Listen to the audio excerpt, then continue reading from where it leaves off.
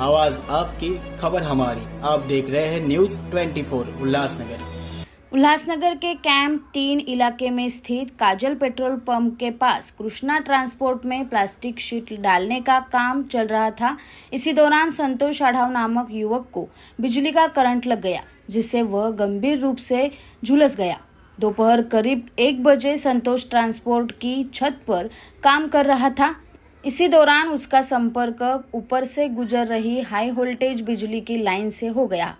Current का तेज झटका लगते ही संतोष बुरी तरह झुलस गया।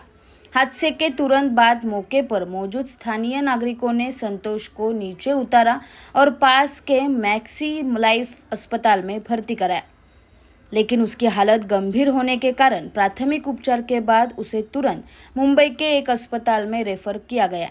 इस घटना से पूरे इलाके में शोक और चिंता का माहौल है। सेंट्रल पुलिस ने घटनास्थल पर पहुंचकर जांच शुरू कर दी है।